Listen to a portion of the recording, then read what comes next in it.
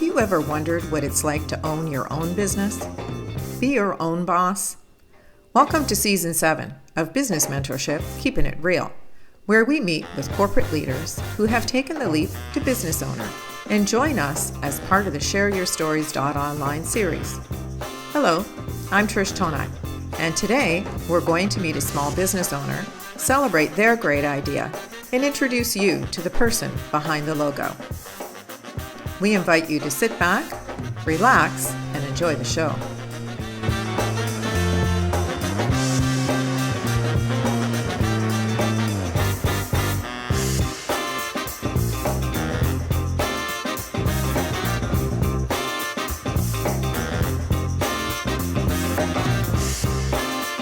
Hello and welcome to the show.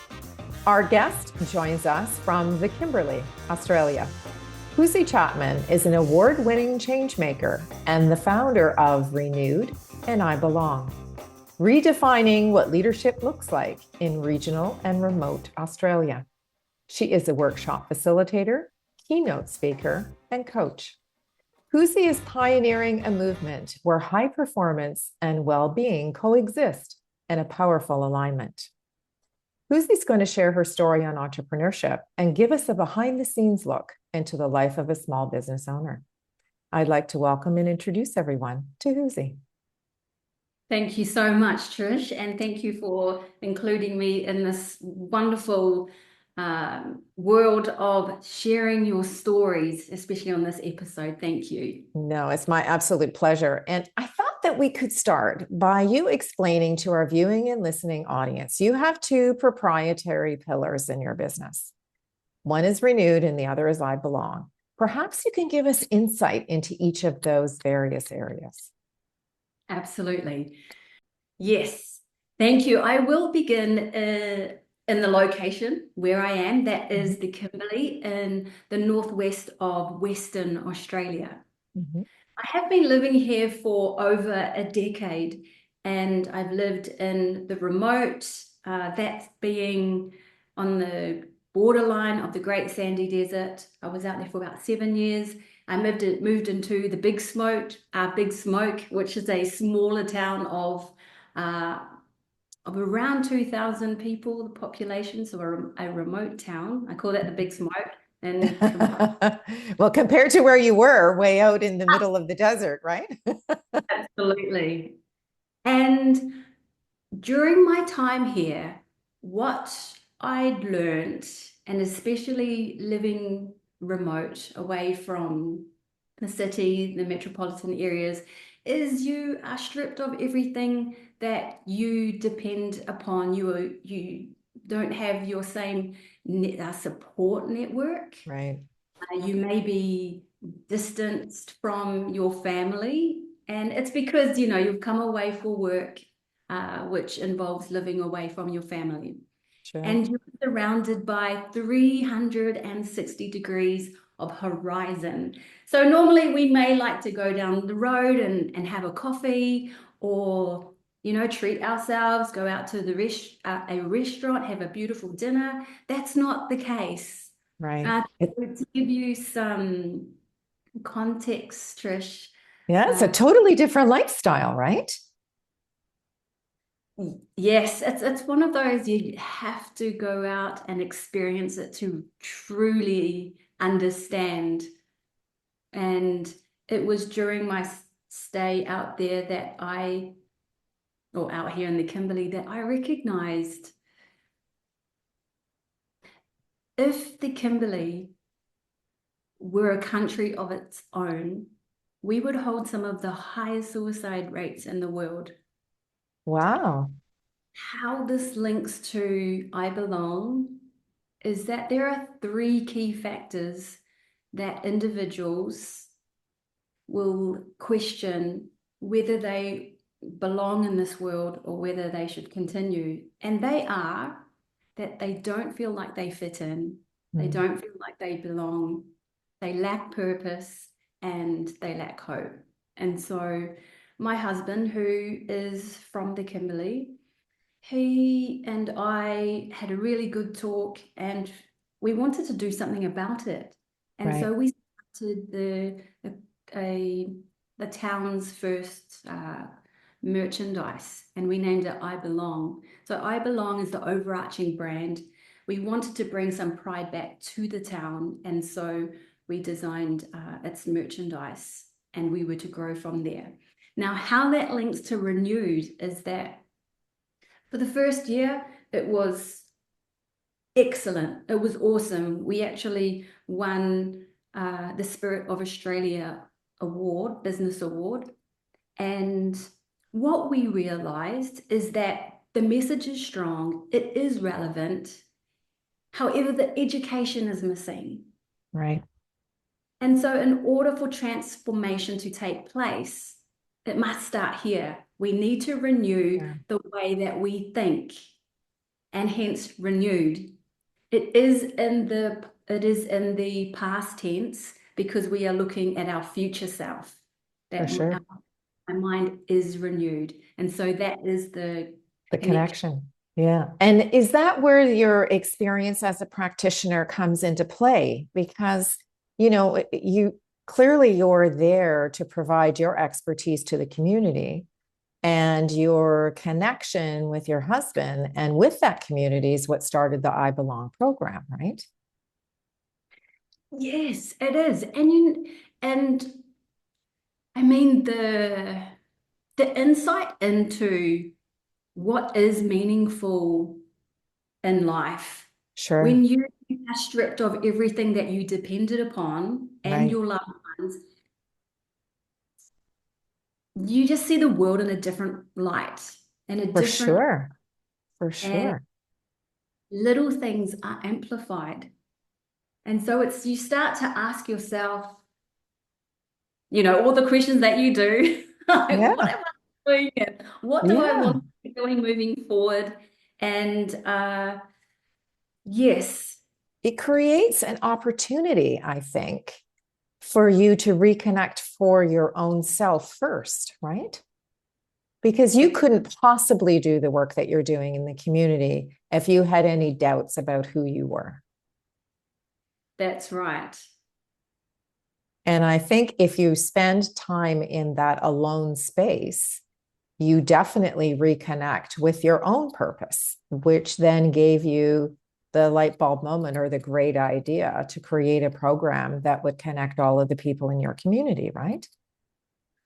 That is right. And it's such a unique experience. For sure. And you see, Trish, so many people who are, it's not easy because you have so many things working against you. And I mean, at one stage, our mail was being flown in by a plane. Our driveway was 75 kilometers of dirt road. Wow. We would often have big floodings, and so you wouldn't have access to, you wouldn't be able to get into town. Sure. We would drive 5 hours to the nearest big town where we could do a shop and, get our stocks. So it really does shift. You're thinking. Some shifts, yes. And so coming back to the environment, and what I saw was another side of leaders and also those that I led. And we speak about burnout, and you see it. You see the heaviness, and our environment. It has an impact on our energy levels. It has an impact on spirit, on our soul. And if you are not strong within yourself, you will be rot. Yeah, and for sure. At the beginning, I mentioned that I would elaborate more about the business side of things. I arrived to a point where I didn't actually realize at first, Trish. I didn't burn out, actually. I was burnt through and through. And I think burnout is becoming more normalized than we actually realize. Yeah, for sure. Yes. And what I didn't realize was that it creeped up slowly. I didn't realize until slowly by slowly, I noticed that things were changing, and that there were things that I was doing that I normally wouldn't. Wouldn't do. Yeah. Yeah, and that looked like dropping cups, or when I'm doing the dishes, it looked like memory, like my memory loss, Hmm. and little things. And the right word is allostatic load. Hmm. It's the heaviness cognitively that builds up Right. over. Over time. Yeah. Now, And do you have a chamber of commerce in your town? Because, one of the things that we do when we're a small business owner is we gravitate to other small business owners. But when you are in a remote location in a small community, is your connection with your peers that are also business owners, is it different than when you found you were in a larger community environment where there were lots more people? I would still say I am actually still in a very small community Sure, of businesses. There are many, but when you liken that to what it is out in the world, it's sure. still a world. So I am a part of a chamber of commerce, and I have intentionally reached out and exposed myself to different groups who are like-minded, who understand business, because you don't know what you don't know. So And so true. coming out of your comfort zone and meeting other people, they say that you become, or that you are the average of the 5 people that you associate with the most. Yep, And that's very true. yes, and so, reaching out to other people who will sharpen your character, keep you strong, but also help you in your growth has been, I've been very grateful for that. Now, these platforms that we use, I mean, let's just pause for one moment. I mean, you're on the other side of the world I'm in the evening and you're in the next day in the morning. So the very fact that, we've crossed those barriers is pretty amazing to me. But do you find that with now we have all of these various different opportunities to chat and connect with other people around the world, that it fuels your energy and your appetite in the business that you're running? Yes, it does. What I find, Trish, is it's interesting this because there are so many different platforms which are helping us to elevate our Mhm. businesses. Right. There are a lot of opportunities out there. It's about understanding why we are using particular platforms and for what reason. And that is something that I've had to really think about. What's my intention of using this platform? Is it about me or is it about other people? Sure. And when you live very close to the natural world, you realize how much noise there is. So much noise. So at the same time that we speak about the connection, I ensure that I disconnect so that Uh, I'm able to connect back in and be present. Now, we hear these wonderful things about grounding. And I mean, I know that you're very familiar, you're in nature, you have an opportunity to kick off your shoes and go outside and, walk in the garden or be in the desert and just really connect with the earth. Do you find that that fuels your energy? So, if our viewing and listening audience was looking for a tip to say, okay, how do we actually, when we see that things are not maybe going the way we'd like, is there something that you can recommend or suggest and say, listen, this is what I do? I mean, I'm in this remote community. I may or may not want to connect with my neighbor or my partner, but this is what I do. Yes.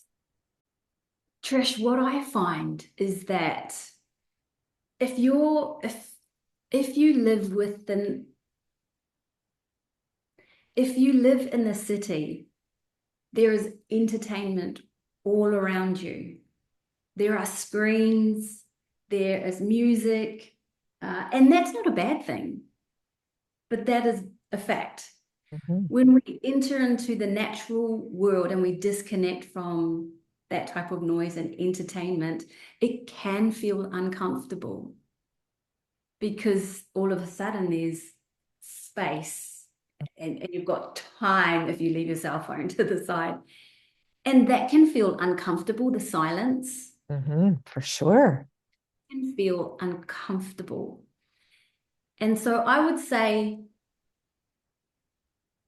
practice being uncomfortable with the comfortable.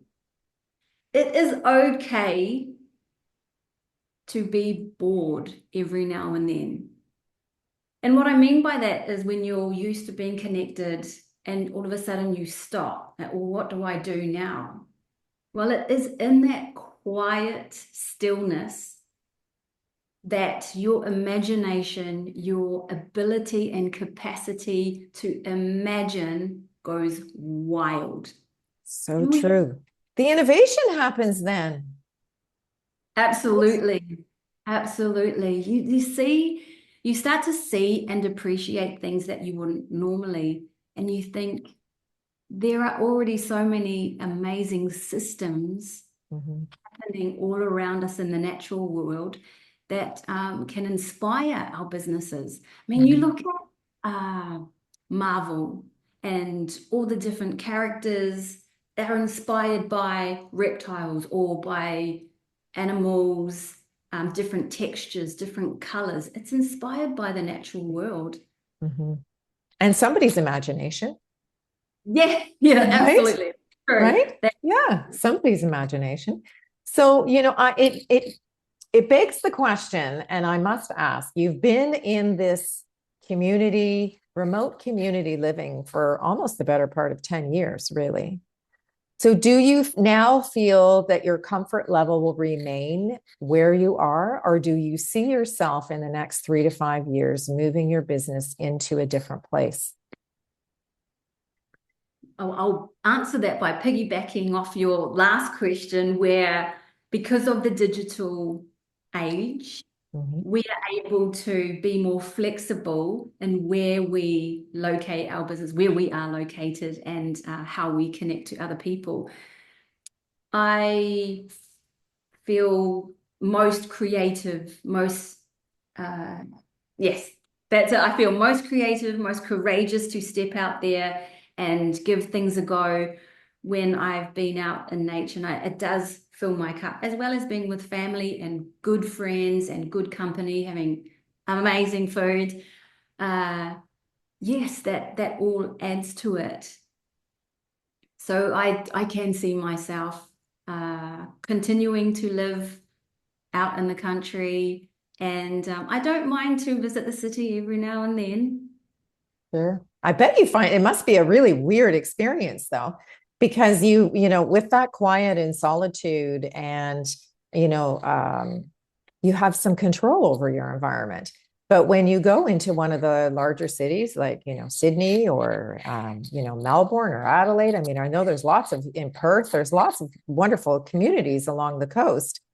You must have a totally different connection when you get into an environment where there's all that noise. Yes, yes, I do. Uh, Do you crave the quiet solitude? it's highly, I mean, it's stimulating. And oh gosh, Trish, how do I describe this one? I mean, I've lived in a city. I've lived in metropolitan areas, so it's not uncommon for me or unfamiliar. Mhm. And I still love fashion, but I love also getting my feet and my hands dirty too. Mhm. And so I'm very comfortable in that space. And what what my lifestyle has enabled is for me to immerse myself and be present on country, immerse myself within the world other than, Yeah, for sure. Yeah. You've got the best of both, I think. think I've got a good balance. Yeah, you've got the best of both for sure. Now, one of the things we do in the guest blog is we ask our business owners to share 3 words of advice that encapsulate their business and that they can share with our viewing and listening audience. So I'd like you to wrap up our conversation today by sharing with us, why is train your thinking so important to you and what you do? Train your thinking. I chose that as the 3 words because if we think about where thinking takes place, it's in our brain. The most protected organ that we have is our brain. It's protected by the skull. And the way we view the world is the way that we will experience the world. And we are either aware of our thinking or we are going with the motions of, or reacting, responding to the thinking that is taking place in our mind. So I'm very cautious, and I would share this with everyone, to be cautious about what you watch, about what you listen to, what you expose yourself to, because even subconsciously, your brain is absorbing all of this information. And if you are unaware to filter what does not serve you, it will not add value to your life. So transformation takes place by renewing our thoughts, renewing our mind.